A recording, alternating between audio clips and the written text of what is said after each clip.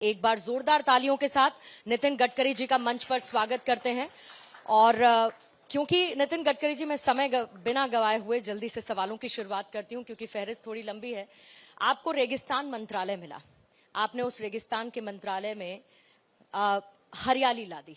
ये सफर अभी तक का कैसा रहा? और सबसे बड़ी बात कि ये सबसे चुनौतीपूर्ण मंत्रालय था, शुरुआत से लेके अब तक जो सोचा क्या वो हुआ और इसके आगे का विजन क्या है?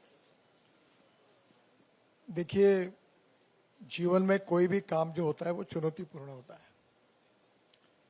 और मैं अक्सर एक बात दोहराता हूं कि there are some people who convert problems into opportunities and some people who convert opportunities into the problems.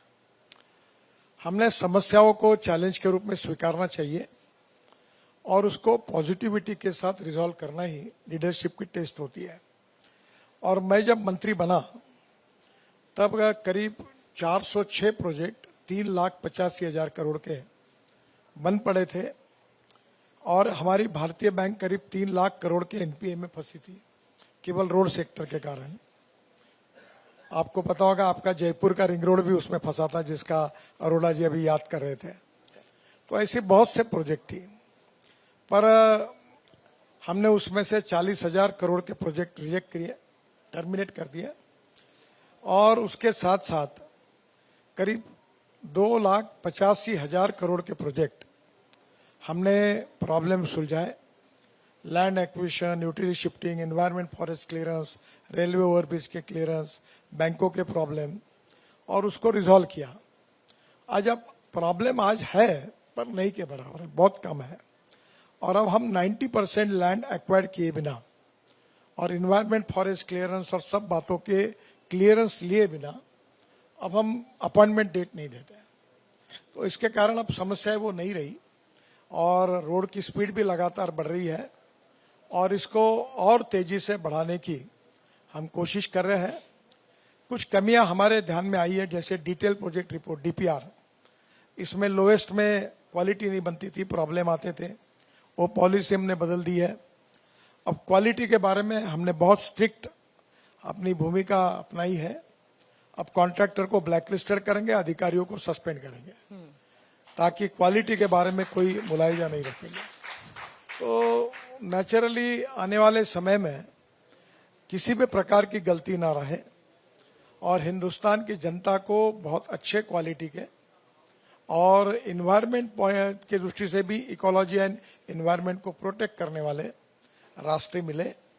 और उसके साथ साथ ट्रांसपोर्ट मंत्री होने के नाते 40% पोल्यूशन हमारे कारण होता है।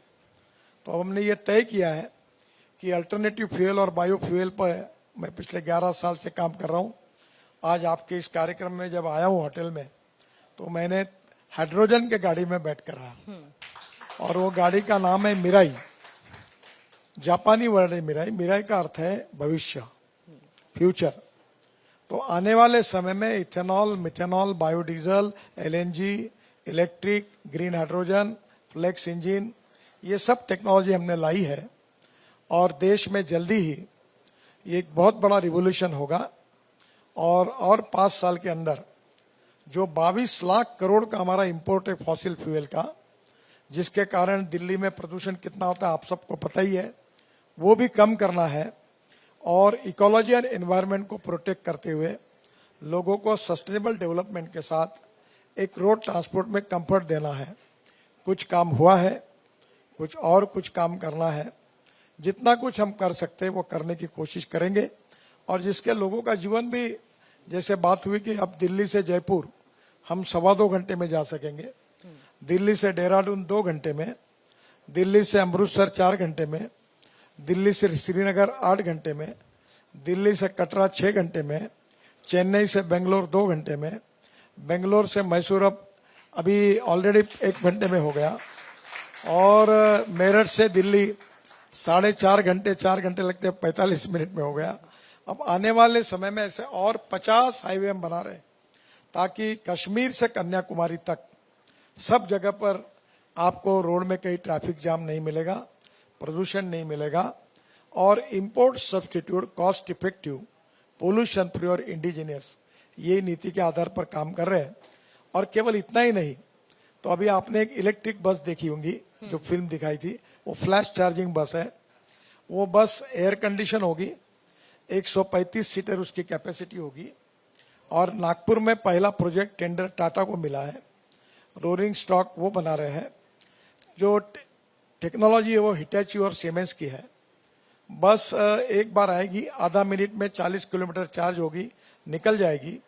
बस में हवाई जहाज जैसा चाय नाश्ता भी मिलेगा, क्या बात है। एग्जीक्यूटिव चेयर होगी और सामने टीवी होगा। और बस का टिकट दर डीजल बस की तुलना में 30% कम होगा। इस तो पर ये ट्रांसपोर्ट सेक्टर में भी ये सभी दृष्टि से हम काम कर रहे हैं। फिर हम केबल कार, रोपवे, फेनिकुलर रेलवे 360 बना रहे हैं। नितिन गडकरी जी को सुनकर लगता है कि अभी तो आसमान बाकी है। और आपने शुरुआत में कहा था कि मैं रोज फाइलों की जगह प्रोजेक्ट्स पर दौड़ लगाऊंगा, तो ऐसा लगता है कि ये दौड़ बहुत शानदार चल रही है। लेकिन ये तमाम जो आइडियाज हैं और इथेनॉल को लेकर सर जो आपका प्रेम है, जो ऑल्टरनेटिव्स हैं पेट्रोल डीजल के, उनको लेकर जो आप काम कर रहे हैं, इनमें से ये सारे आइडियाज आपको ऑफिसर्स अधिकारियों के साथ बैठकर आते हैं, या फिर जब आप अपने खेत में हल जोतते हैं और वहां पर खेती करते हैं उस दौरान भी कुछ ऐसे आपको आइडियाज आ जाते हैं जिनको आप इम्प्लीमेंट करते हैं बैठकों के बीच में? बेसिकली मैं किसान हूँ और वैसे बहुत ज्यादा विद्वान नहीं हूँ, पर मुझे 13 डिलीट्स मिली है, डॉक्टरेट्स। उसमें से 6 डिलीट मुझे एग्रीकल्चर साइंस में मिली है। मैं वाटर कंजर्वेशन में काम करता हूँ और मैं ये देश के किसानों को, क्योंकि हमारे ग्रामीण कृषि, रूरल, ट्राइबल, फॉरेस्ट, इसमें बहुत समस्या है। अभी भी गरीबी, भुखमरी और बेरोजगारी है। हमारी सरकार बहुत कोशिश कर रही है उसके विकास के लिए। तो जल, जमीन, जंगल और जानवर पर आधारित बेस्ट टेक्नोलॉजी का उपयोग करके हम कैसे ग्रामीण क्षेत्र में, कृषि क्षेत्र में परिवर्तन लाए, ये मेरा लाइफ मिशन है। इसमें हमारा किसान अब केवल अन्नदाता नहीं है, वो ऊर्जादाता बना है। अब ऊर्जादाता नहीं है, वो ईंधन दाता बना है, क्योंकि इथेनॉल बना रहा है। अब ईंधन दाता नहीं, वो हाइड्रोजन दाता बना रहा है। अब हाइड्रोजन भी बनाएगा। अब हाइड्रोजन भी नहीं तो अब किसान हवाई ईंधन दाता भी बनाए। अब पानीपत में परली से 78,000 ton per year sustainable aviation fuel, हवाई ईंधन भी तैयार हो रहा है। और इसके बाद किसान ये अन्नदाता, ऊर्जादाता, ईंधन दाता, हाइड्रोजन दाता, अब बिटुमिन दाता भी, डांबर दाता भी बना है। परली से डांबर बनाकर हमने NHI ने नागपुर जबलपुर रोड पर पहला 1 kilometre road central research road organisation और प्राज इंडस्ट्री के सहयोग से बनाया है। और सेंट्रल रिसर्च रोड ऑर्गेनाइजेशन ने सर्टिफिकेट दिया है कि पेट्रोलियम बिटुमेन से भी वो रोड अच्छे क्वालिटी का बना है। तो अब किसानों का केवल गेहूं, चावल, मक्का और गन्ना लगा के किसान का भविष्य नहीं बदल सकता। तो diversification of agriculture towards energy and power sector, ये मेरा मिशन है और उसमें मैं काम कर रहा हूँ। किसानों के लिए आप काम कर रहे हैं और जैसे कि मैंने ऑल्टरनेटिव्स का भी जिक्र किया, लेकिन अगर इतने ऑल्टरनेटिव्स आप बना देंगे गडकरी साहब, तो विपक्ष की पेट्रोल और डीजल को लेकर पॉलिटिक्स तो खत्म हो जाएगी। नहीं, देखिए, पेट्रोल डीजल ये हमारे लिए इकोनॉमिक प्रॉब्लम है और प्रदूषण की समस्या है। हमारे देश के रोड सेक्टर का 40% जो पोल्यूशन है, एयर पोल्यूशन, वो फॉसिल फ्यूल के कारण है, पेट्रोल डीजल के कारण है। और ये प्रदूषण दिल्ली में, जैसे मैं दिल्ली में करीब 1 लाख करोड़ के रोड बना रहा हूँ दिल्ली NCR में, और 50,000 करोड़ के नए प्रोजेक्ट बना रहा हूँ, फिर भी दिल्ली में इतना प्रदूषण है, पराली जलाते हैं। तो मैं तो 2 फिलोसॉफी पे काम करता हूँ, वेस्ट टू वेल्थ। अब पराली से इथेनॉल बन रहा है, पराली से CNG बन रहा है, पराली से एविएशन फ्यूल बन रही है, पराली से बिटुमिन बन रहा है। और उसी प्रकार से कचरा, अब दिल्ली में 4 टेकड़ी है कचरे की। अब गाजीपुर के टेकड़ी की 7 मीटर हाइट कम हो गई, क्योंकि पूरा कचरा हमने UR2 हाईवे में डाल दिया और ये दिल्ली मुंबई हाईवे में डाल दिया। तो धीरे धीरे हमारे देश को जल प्रदूषण, वायु प्रदूषण और ध्वनि प्रदूषण से मुक्त करना, फॉसिल फ्यूल के प्रदूषण से मुक्त करना, ट्रैफिक जाम से मुक्त करना, और उसके साथ साथ ethics, economy, ecology and environment. तो इकोलॉजी एंड इन्वायरमेंट को प्रोटेक्ट करते हुए भी हमारे इंफ्रास्ट्रक्चर को डेवलप करके इकोनॉमी को भी मजबूत करना, ये हमारा मिशन है। आपको मैं एक ही बात बताना चाहता हूं कि हमारे देश की लॉजिस्टिक कॉस्ट 16% है और चाइना की 8% है, अमेरिका और यूरोपियन कंट्री की 12% है।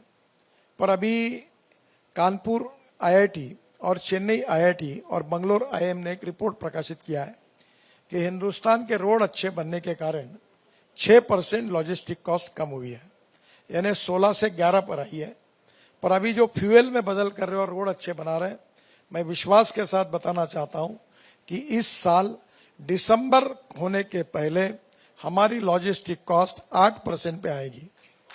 अगर 8% पे आएगी, यानी 16 से 9% पे आएगी, तो 7% अगर कम होगी तो हमारा एक्सपोर्ट 1.5 गुना बढ़ेगा, और 1.5 गुना बढ़ेगा तो रोजगार निर्माण होगा, गरीबी दूर होगी, और एक प्रकार से देश में प्रधानमंत्री जी का जो सपना है आत्मनिर्भर भारत का, वो हम पूरा करने में यशस्वी होंगे। सर, अभी आपने कचरे का क्योंकि जिक्र किया, और शायद 5 लाख करोड़ का ये उद्योग है और लगभग 300 करोड़ सालाना इससे कमाया भी गया है। एक ये वेस्टर्न से एक हमने कुछ चीजों को अपनाया गांव तक ये पहुंचने में, लेकिन आपको लगता है कि गांव थोड़ा मैं देहात आपको तक सुधार इसको- देता हूं। हाँ सर, समय लगेगा। मैंने ये कहा था कि सॉलिड वेस्ट मैनेजमेंट और लिक्विड वेस्ट मैनेजमेंट ये 5 लाख करोड़ की इकोनॉमी बन सकती है। सर, और मुझे बताते हुए खुशी हो रही है कि मैं अपने कॉन्स्टिट्यूंसी में नागपुर में मैं 8-9 साल से एक प्रोजेक्ट चलाता हूं कि टॉयलेट का पानी जो है वो शुद्ध करके हम महाराष्ट्र सरकार के कोराडी खापरखेड़ा बिजली केंद्र को देते हैं, जिसके कारण टॉयलेट का पानी बेचकर हमारे कारपोरेशन को 300 करोड़ रुपए साल क्या के बात मिलते है। हैं। हाँ, और अभी मथुरा का 80 MLD स्लज जो था गंदा पानी, उसको हमने टेंडर निकाला। त्रिवेणी इंजीनियरिंग कंपनी ने हाइब्रिड एन्युटी में वो प्रोजेक्ट लिया। 40% हम दे रहे, 60% वो लगा रहे, और शुद्ध पानी इंडियन ऑयल रिफाइनरी मथुरा खरीद रही है 20 करोड़ में। उनके 5 करोड़ बच गए और मथुरा का इतना कचरा पानी भी साफ हो गया। तो मैंने ये कहा था कि ये सॉलिड वेस्ट और लिक्विड वेस्ट मैनेजमेंट की ये वेस्ट टू वेल्थ, ये 5 लाख करोड़ की इकोनॉमी बन सकती है। और सर रिसाइकल मटेरियल को भी आप काफी ज्यादा इस्तेमाल कर रहे हैं देखिए, निर्माण में। प्लास्टिक, हाँ, कॉपर, मेटल्स और ग्लास, तीनों का रिसाइकलिंग हो सकता है। और जो ऑर्गेनिक वेस्ट निकलती है वो हमारे यहाँ ही प्रोजेक्ट चल रहा है, वो बायोडाइजेस्टर में डाल के मीथेन निकलता है, और मीथेन से हमारे म्यूनिसिपल कॉर्पोरेशन में 28 टन CNG अब बनने वाला है। इंदौर में भी बना हुआ है। तो अब मैंने ये कहा था कि एक बार फ्लैश के लिए झगड़े होते थे कि फ्लैश के कारण एनवायरनमेंट का प्रॉब्लम था, अब फ्लैश के लिए झगड़े हो रहे कि हमको फ्लैश चाहिए, क्योंकि 35% फ्लैश सीमेंट में जाती है, हम रोड में डालते हैं। वैसे आगे आने वाले 5-7 साल में कचरे के लिए झगड़े होंगे, सर क्योंकि आप कचरे से वेल्थ क्रिएट होगी, तो कचरा भी उतना इम्पोर्टेंट। सर अभी आपने दिल्ली का जिक्र किया, प्रदूषण का जिक्र किया, लेकिन आप खुद दिल्ली में 2 से 3 दिन से ज्यादा नहीं रुकते। अब प्रदूषण आपको समस्या करता है या आपका नागपुर प्रेम है कि मैं वापस लौट जाना चाहता नहीं, हूँ? यहाँ प्रॉब्लम यह है कि दिल्ली का प्रदूषण बहुत ज्यादा है, और मैं ये कहता हूँ कि इसको सबसे हाईएस्ट प्रायोरिटी से दिल्ली की जनता के लाइफ को बचाना चाहिए। इसी प्रकार से प्रदूषण रहा तो 5 से 10 साल लाइफ कम हो सकता है, और मैं जब आता हूँ तो मुझे इन्फेक्शन हो जाता है, तो ये कारण मैं जल्दी निकल जाता हूँ, बाकी कोई बात नहीं। पर मैं जो 1.5 लाख करोड़ के दिल्ली NCR में काम कर रहा हूँ, बाद में electric, ethanol, methanol, biodiesel, LNG, flex engine, hydrogen, ये सब ला रहा हूँ। पब्लिक ट्रांसपोर्ट सिस्टम ला रहा हूँ, इलेक्ट्रिक कार हमने लाई, इलेक्ट्रिक स्कूटर लाई, इलेक्ट्रिक ट्रक लाए, अब इलेक्ट्रिक जनरेटर सेट अब इथेनॉल पे चलने वाले आ रहे हैं। अब 20% पेट्रोल में इथेनॉल डाल रहे हैं, अब 27% की ट्रायल चालू है। फिर इथेनॉल से आइसोब्यूटेनॉल बनेगा, वो 10% डीजल में डालेंगे, और आइसोब्यूटेनॉल डीजल का पर्याय बनकर आ सकता है। इसके एक्सपेरिमेंट शुरू हुए। तो मुझे लगता है आने वाले समय में पूरा ईंधन, अब देखो मक्के का भाव, कॉर्न का भाव, अब राजस्थान, पंजाब, हरियाणा सब जगह मक्का लग रहा। क्यों? क्योंकि ब्रोकन राइस से, मक्के से, शुगर केन जूस से, मोलाइसिस से, बाम्बू से, पर्ली से इथेनॉल बन रहा है। और जब इथेनॉल बन रहा है तो जब 1200 रुपए क्विंटल मक्के का भाव था, और MSP जो थी वो 1800 रुपए क्विंटल थी, पर जैसे हमने निर्णय किया कि मक्के से इथेनॉल बनेगा, तो मक्के का भाव 2800 रुपए क्विंटल तक चला गया, और किसान को ज्यादा पैसा मिला MSP से ज्यादा। इसका परिणाम ये हुआ कि हमारे यहाँ बिहार, यूपी, राजस्थान सब जगह मक्का 3 गुना बढ़ गया और किसान को इसका फायदा मिला। तो मैं चाहता हूं कि हमारा देश आत्मनिर्भर भी बने, हमारे देश में आत्मनिर्भर बनने के साथ किसान समृद्ध बने और उसके साथ इंपोर्ट कम हो, प्रदूषण कम हो और हमारे देश के युवाओं को रोजगार मिले। यही सूत्र पर यह काम हुआ। बिल्कुल, और आपका मंत्रालय बहुत तेजी के साथ आगे बढ़ रहा है। बहुत सारी बातों का जिक्र खुद जेसी सर ने भी किया, जिस तरीके से आपकी सरकार और साथ ही आपका मंत्रालय काम कर रहा है। लेकिन सर, 2014 में जब प्रधानमंत्री का पद मोदी जी ने संभाला तो आपने ये कहा कि उनसे कि अब ये देश तुम्हारा है और तुम आगे बढ़ो। अभी 11 साल बेमिसाल का कार्यक्रम रहा।